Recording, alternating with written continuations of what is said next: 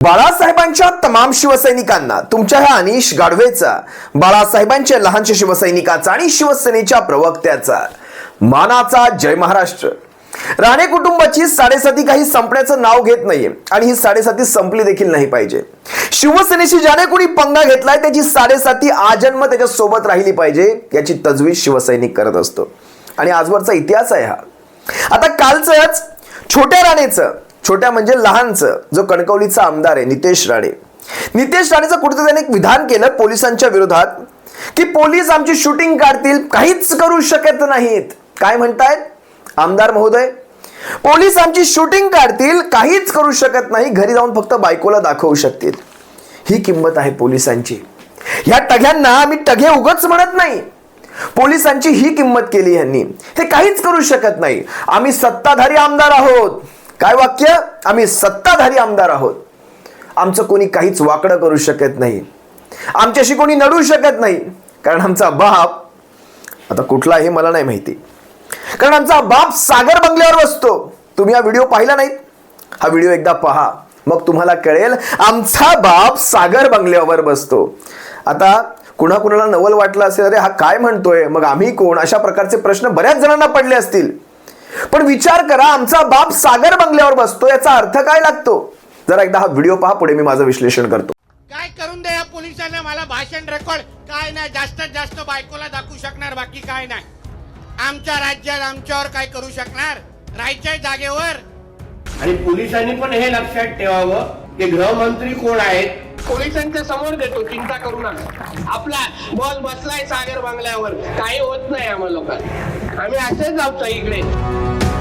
सरकार शिंदे, अजितदादा आणि भाजपचा आहे। पोलीस खातं गृहमंत्री फडणवीसांच्या अखत्यारीत आहे। स्वतः नितेश राणे भाजपचे आमदार आणि सत्ताधारी आहेत, मात्र तरी सुद्धा नितेश राणेच जाहीर सभांमधून पोलिसांनाच दम देत आहेत। आणि विशेष म्हणजे सरकारमधून यावर एकही बडा नेता बोलायला तयार नाहीये। कल्याणमध्ये गोळीबार झाला, भर पोलीस स्टेशन मध्ये गोळीबार झाला, तिकडे दहिसर मध्ये गोळीबार झाला, आमच्या अभिषेक दादाला गोळ्या घातल्या गेल्या, ठार करण्यात आलं। गणेश चतुर्थीच्या मिरवणुकीमध्ये दादरमध्ये प्रभादेवीमध्ये गोळीबार झाला। विचार करा, आमदार बंदूक काढतायत, नाचवतायत, गोळीबार करतायत, हे सगळं चालू आहे। आणि राज्य कुणाचं? गृहमंत्री कोण आहे? तर देवेंद्र फडणवीस, आमचा बाप सागर बंगल्यावर बसलाय। जर अशा प्रकारची ह्यांची भूमिका असेल तर विचार करा कशा प्रकारचं राज्य करत असतील। काय म्हणतायत फडणवीस? मराठ्यांच्या केसेस आम्ही मागे घेणार नाहीत, कारण हे राजकीय गुन्हे नाहीत, हे अट्टल गुन्हे आहेत। विचार करा, आधी आपल्यातले गुन्हेगार पहा, जे म्हणतायत आमचा बाप सागर बंगल्यावर बसलाय, कोणी आमचं काहीच वाकडं करू शकत नाही, आमच्या व्हिडिओज काढून त्या फक्त पोलीस घरी आपल्या बायकोला दाखवू शकतात। इतकं घाणेरडं वातावरण। ह्या सगळ्यानंतर विचार करा, ह्या राणे कुटुंबाची महाराष्ट्रातल्या जनमानसात काय प्रतिमा गेली असेल। आता त्यांची प्रतिमा एवढी देखील राहिली नाहीये। राणे कुटुंबाला भारतीय जनता पक्ष का लांब करते तुम्हाला कळतंय? काही का असे ना, उरली सुरली भारतीय जनता पक्षाची जी काही आबरू असेल ती देखील धुळीस मिळवायचं काम राणे कुटुंब करतंय।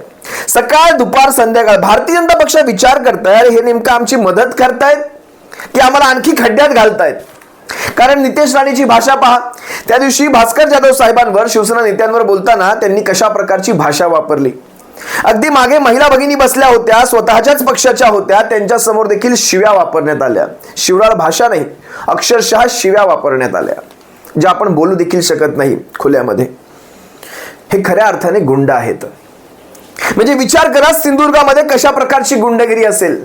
सिंधुदुर्गामध्ये मी सलाम करतो, मी मानाचा जय महाराष्ट्र करतो त्या तमाम शिवसेनेच्या कडवट निष्ठावंतांना, जे सिंधुदुर्गामध्ये यांची गुंडगिरी मोडून काढत आहेत। असो, मला आणखी एक तुम्हाला उदाहरण द्यायचंय, यांची साडेसाती कमी होण्याचं नाव घेत नाही, कारण ज्या वेळेस राज्यसभेत त्यांना खासदार प्रश्न विचारत होते, आता हे मंत्री होतेच म्हणावं लागेल, काढून घेतलं, कारण ही अशी मंत्रालय फुकट घालवू शकत नाहीत। फक्त शिवसेनेवर इमाने इतबारे ते सकाळ संध्याकाळ कार्यक्रम दिलाय त्यांना करण्यासाठी, त्याच्यासाठी एखादं केंद्रीय मंत्रीपद फुकट घालवू शकत नाहीत, कारण ते मंत्रीपद जबाबदारीचं होतं, एसएमईचं मंत्रीपद होतं। विचार करा, ह्यांना त्या कनिमोजीने एक प्रश्न विचारला तुतीकोडीच्या खासदाराने, कोविड काळातल्या उद्योगधंद्यांचं काय झालं, जे बंद झालेत किंवा त्याची काही माहिती तुमच्याकडे आहे का? उद्योगधंद्यावाल्यांनी त्याची माहिती दिली आहे का? तुम्ही ज्या ज्या उपाययोजना राबवल्या त्याची माहिती, त्याला काहीच कळेना.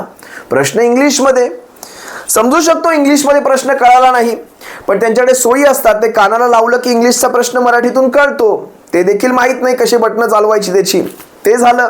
दुसरा अंक त्या दिवशी पाहिला, प्रश्न हिंदीत विचारला गेला की तुम्ही लेबर वेलफेअरसाठी काय करतायत, कामगारांच्या त्यांचं आयुष्यमान सुधारण्यासाठी तुम्ही काय काय उपाययोजना करतायत, तेही कळेना. प्रश्न हिंदीत. बरं चला, हिंदीही कळत नाही, कानाला लावायचं, बटन चालू करायचं, तेही कळेना. हे अशा प्रकारचे टगे ज्यावेळेस अरविंद सावंतांसारखे शिवसेना नेते, अरविंद सावंतांसारखे खासदार आमचे ज्यावेळेस उभे राहतात, त्यावेळेस मात्र ह्यांची तोंड सुटतात. अगर माननीय अमित शाह जी के ऊपर, माननीय मोदी जी के ऊपर एक शब्द भी बताया ना, औकात दिखा दूंगा. हे एवढंच त्यांना जमतं. अरे तुम्हाला केंद्रात मंत्रीपद दिलंय कोणाची औकात काढण्यासाठी नाही, देशाचं काम करण्यासाठी दिलेलं आहे. राज्यसभेचे खासदार होते, औकाती कसल्या काढतायत तिथे आणि म्हणतायत महाराष्ट्राची विधानसभा आठवत होती. तुम्हाला पाहून आम्हाला गल्लीतल्या सभा आठवत होत्या. तिथे जेव्हा तुम्ही औकात काढत होता, उभ्या महाराष्ट्राची औकात तुम्ही काढलीत तिथे. नारायण राणे, तुम्ही सांगताय औकात दिखा दूंगा, औकात बताऊंगा. अरे काय तुमची ती भाषा आहे का केंद्रीय मंत्र्याची भाषा? शेवटी भारतीय जनता पक्षाने खानदानासकटच औकात काढली तुमची, सगळ्यांना बाहेरचा रस्ता. Ashok Chavan in, Rane out. आता एक महत्वाची गोष्ट तुम्हाला सांगतो, एक विनोदाचा भाग देखील सांगतो. काल परवामध्ये मला वाटतं मीडियाने त्यांना थोडं छेडलं. आपली मीडिया पण माहिती आहे तुम्हाला कशी एकदम नखरेल मीडिया आहे. मीडिया कसा प्रश्न करते, राणे साहेब ते शिवसेना नेते संजय राऊत साहेब म्हणतायत की तुमची मुलं नेपाळींसारखी दिसतात. त्यांना ऐकायला गेलं नाही. कुणासारखी? बरं गप्प तरी राहावं, कारण मीडिया परत विचारणार कुणासारखी? नेपाळी. ते संजय राऊत ते कधी चांगलं बोललेत का? अरे नशीब इथपर्यंतच थांबलात तुम्ही, नाहीतर सगळ्यांना म्हणाले असते अरे पुरावे द्यायला सांगा त्यांना, पुरावे द्यायला सांगा. अशा प्रकारची वक्तव्य, बेताल वक्तव्य केली नाही. जे काही असेल ते, हा झाला विनोदाचा भाग. पण कालचा एक सिरियस विषय तुमच्या सर्वांसमोर घेतो, अतिशय सिरियस विषय. आणि सिरियस विषय असा, मीडिया राणेंना एक प्रश्न करते सिबिल विषयी. सिबिल 100 पैकी 100 भारतीयांना, मी 99 देखील म्हणणार नाही, 100 पैकी 100 भारतीयांना सिबिल माहिती आहे. Credit investigation bureau India limited, याचा फुल फॉर्म झाला हा सिबिलचा.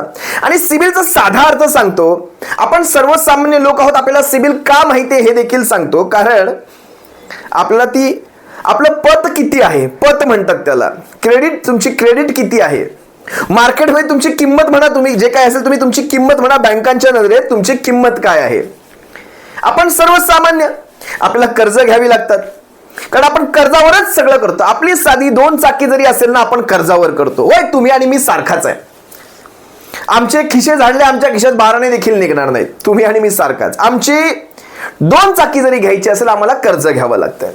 कर्ज घेताना आपल्याला आपला सिबिल चेक करतात की तुम्ही आतापर्यंत जे काही लेनदेन केले बँकांशी, फायनान्शियल इन्स्टिट्यूशनची, पतपेढ्यांशी. आता अजून तरी पतपेढ्या सिबिलच्या अंतर्गत नाहीयेत, भविष्यात येतील देखील किंवा आल्याही असतील, मला माहित नाही. कारण पतपेढ्यांमध्ये पूर्वी पॅन वगैरे तेवढं मॅन्डेटरी नसायचं, आता मॅन्डेटरी झालेलं आहे. पॅन मॅन्डेटरी म्हणजे झालं. आता पॅनचा अर्थ सगळ्यांना तुम्हाला माहिती आहे. आता हे पॅन म्हणजे काय हे देखील राणेंसारख्या माणसांना माहीत नसणार. असो, त्यांच्या अकलेचा भाग राहिला तो. आता ह्या सिबिलचा अर्थ आपल्याला माहिती आहे, कारण आपण कर्ज काढतो, आपण सर्वसामान्य आहोत, आपल्या सगळ्या गोष्टी कर्जावर होतात. ह्यांचं तसं नाहीये ना. हे सर्वसामान्य आहेत का? हे सगळेच ह्यांनी मागे मला वाटतं कुठल्या तरी मीडियावर, मला वाटतं माझा कट्टावरच जाऊन, कोण खानविलकर, मला नाव आठवत नाहीत. माझा कट्टा म्हणजे तुम्ही समजू शकता कसल्या प्रकारचा, कसल्या दर्जाचा कार्यक्रम आहे तो माझा कट्टा. जे काही असेल ते माझा कट्टावर हे म्हणतायत माझी गोव्यात 2 हॉटेल, इकडे 2 हॉटेल, तिकडे 2 हॉटेल. असो, मराठी माणसाची हॉटेल आम्हाला बरंच वाटलं. मी किचन मधून एंट्री मारतो, मी कोण कसं काय बनवतोय, किती दिवसांचं चिकन ठेवलंय फ्रीजमध्ये, हे सगळं. अरे काय सांगता हे सगळं? अरे ज्या खात्याचा तुम्हाला मंत्री केलाय ना, त्या खात्याविषयी थोडीशी माहिती ठेवा. चला, एसएमईचं सोडूनच द्या, तुम्ही महाराष्ट्राचे महसूल मंत्री राहिलेला आहात. महसूल मंत्री, महसूलचा अर्थ काय कळतो यांना? किंवा उद्योग मंत्री राहिलेला आहात. महसूल, उद्योग किंवा एसएमई या 3ही खात्यांमध्ये कर्ज, पतपुरवठा याचा संबंध आहे. कर्ज देणं, अगदी उद्योगधंद्यांसाठी कर्ज असेल स्मॉल इंडस्ट्रीजसाठी कर्ज असेल, मीडियम इंडस्ट्रीजसाठी कर्ज असेल, यांना सिबिल माहीत नसावा. जेव्हा मीडिया, तुम्ही हा व्हिडिओ मी तुम्हाला दाखवतो, तुम्ही हा व्हिडिओ पहा, त्याच्या पुढे मी माझं विश्लेषण करतो. सिबिलमुळे नॅशनलाइज बँका प्रकरणं आहेत ते रिजेक्ट करतात. सिबिल स्कोरमुळे नॅशनलाइज बँका प्रकरणं रिजेक्ट करतात.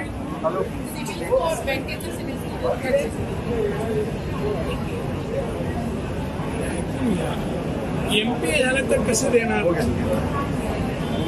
बँकेचा जो रिपोर्ट येतो, एमपीए म्हणजे तुम्ही ह्याच्यात गेला, लॉस मध्ये आहात आणि तरी तुम्हाला कर्ज कुठली बँक जगातली व्हिडिओत नारायण राणेंना जेव्हा मीडिया प्रश्न विचारते, नारायण राणे काय म्हणतात?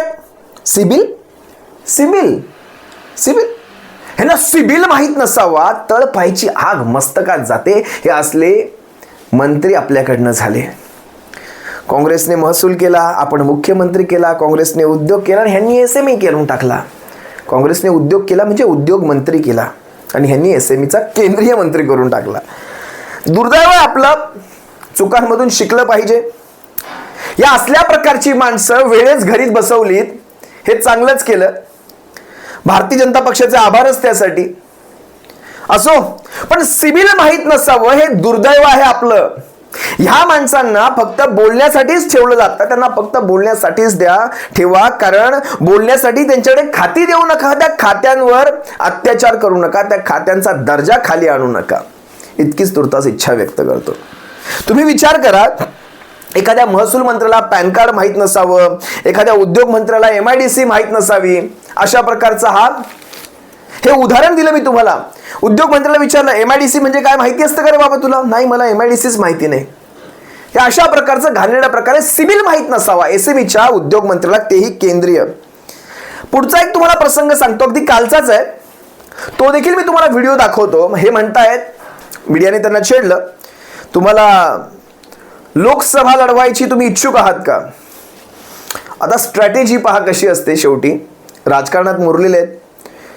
नाही, मी लोकसभेसाठी इच्छुक नाहीये. काय म्हणाले? मी लोकसभेसाठी इच्छुक नाहीये. 3 कारणे त्याच्या मागे.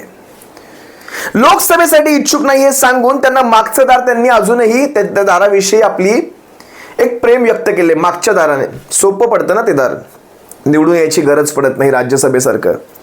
भले महाराष्ट्रातल्या 3ही जागा संपलेल्या जरी असतील तरी देखील इतर राज्यातून कुठून तरी माझा बंदोबस्त करण्याची तुम्ही कृपा करावी, एक विनवणी, ते पाया पडणं असतं ना, त्या प्रकारचा एक मेसेज याच्यातनं होता. जसं महाराष्ट्रातनं मला वाटतं केरळचे खासदार निवडून दिले गेले होते, केरळसाठी खासदार निवडून दिले गेले होते, कारण केरळमध्ये यांच्याकडे संख्याबळ नाही. त्यामुळे महाराष्ट्रातनं अगदी मला वाटतं रामदास आठवले देखील मध्य प्रदेशमधनं खासदारकी भोगतायत राज्यसभेची, पण ते आहेत महाराष्ट्रातनं. जसे काँग्रेसचे मुकुल वासनिक दिले गेले होते मागच्या वेळेस. उत्तर प्रदेशचा इम्रान प्रतापगडी काँग्रेसने महाराष्ट्रातून. हे चालतं, ह्याच्यामध्ये मी म्हणत नाही की असं होत नाही, हे चालतं, हे बऱ्याचदा केलं जातं. देशातला कुठलाही माणूस कुठूनही सेटल केला जाऊ शकतो, पण ह्यांची ती अपेक्षा अजूनही आहे की कुठून तरी इतर कुठून तरी मला केलं जावं. अरे, हे विद्यमान उद्योग मंत्र्याला काढलाय, तो काही इतर कुठून तरी पाठवण्यासाठी काढलाय का? एवढं साधं राजकारण करू नये.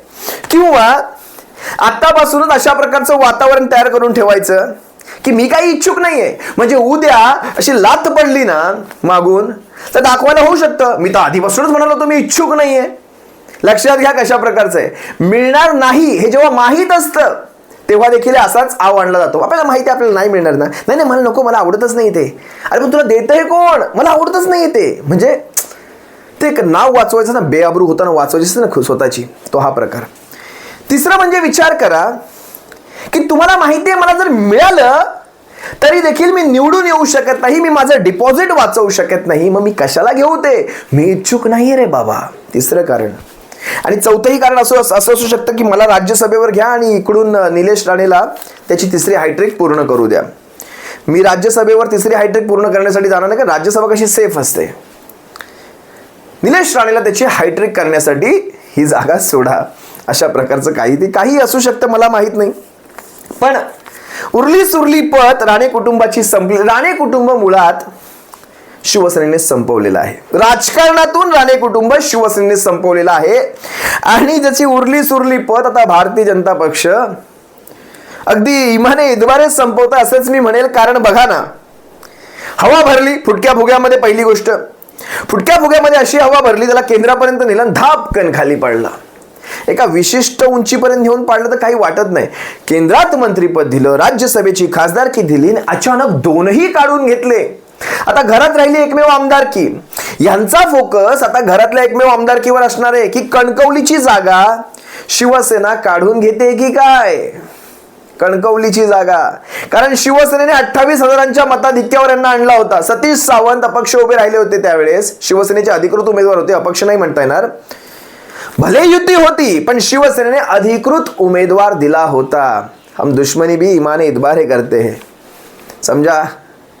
त्यामुळे सतीश सावंतांना जी काही मतदान पडलं आणि नारायण राणेंच्या सुपुत्रांना जे काही मतदान पडलं, जवळपास 28,000चा फरक. मग हा बालेकिल्ला राहिला स्वतःचा कणकवली. ना खासदारकी, ना राज्यसभेची खासदारकी, ना रत्नागिरी सिंधुदुर्गची लोकसभेची. आता राहिलाय फक्त तो विधानसभा, आणि तो देखील जाणार.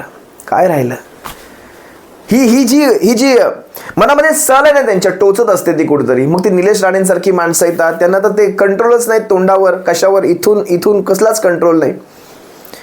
उरली सुरली पद, ह्या बापाचं खऱ्या अर्थाने मंत्रीपद जर कुणी काढून घेतलं असेल तर ते ह्या मुलांनी घालवलेलं आहे. हे देखील तितकंच सत्य. त्यामुळे ह्या नारायण राणेंचं आता हा चॅप्टर आपण क्लोज करूया. मला वाटतं 2-3 व्हिडिओ तो फुकट घालवलेत आपण नारायण राणेंवर बोलून. तुम्ही देखील मला बऱ्याचदा समजावत असता, दादा ह्या कुठे या माणसांना, ह्यांची उरलेली ते आमचे शरद भाऊ कोळी बरोबर म्हणत असतात, 4 आणे आणि मार्केटमध्ये हे अगदी शोभतं बरं का शरद भाऊ. आणि शरद भाऊंची भाषा, त्या भाषेला तोड नाही, त्याची आपल्याला बरोबरी करता येणार नाही. शरद भाऊंचा वाज हा वेगळा आहे आणि उत्कृष्ट समाचार घेत असतात. आमचे शरद भाऊ असतील, आमचे अतुलराजे भवर असतील सोलापुरातनं, उत्कृष्ट समाचार घेतात. असो, तुम्हा सर्वांची रजा घेतो. सप्रेम जय महाराष्ट्र बाळासाहेबांच्या शिवसैनिकांनो. काळजी घ्या. जय महाराष्ट्र.